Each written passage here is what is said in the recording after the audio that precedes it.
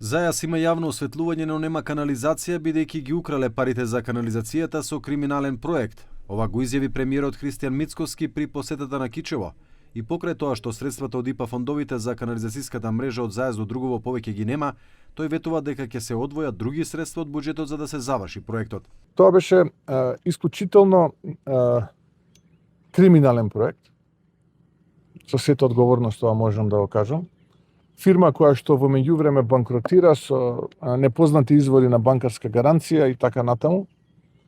Од претходната влада потпишан, како впрочем и најголемиот дел сега, вака да бидам подиректен, за кој што имавме големи критики од страна на самата Европска комисија, бидејќи е дел од ИПА програмата, ако не се лажам.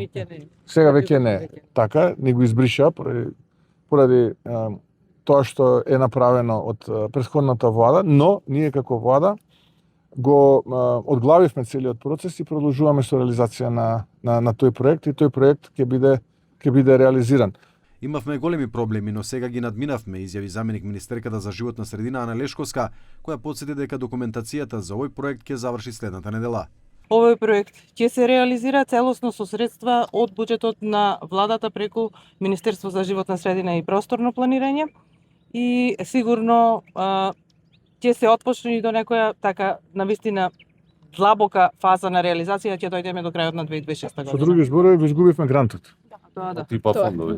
Го изгубивме грантот и сега треба парите од буџет наместо да ги финансираме за други проекти, ние ќе треба за тие за кои што веќе имало грант. За жал во меѓувреме поради несериозноста на претходната власт ги изгубивме средствата и сега како што кажа премиерот ќе мора да ги финансираме од средства на владата. Ќе скратиме на други работи, ама ќе мора ова да го направиме бидејќи сериозно ќе го подобри животот на нашите. За канализацијската мрежа од Зајас до Другово во Кичево биле одвоени 19 милиони евра средства добиени од ИПА фондовите, од кои според информациите 3 милиони биле искористени, додека над 15 милиони биле повлечени од финансиерите.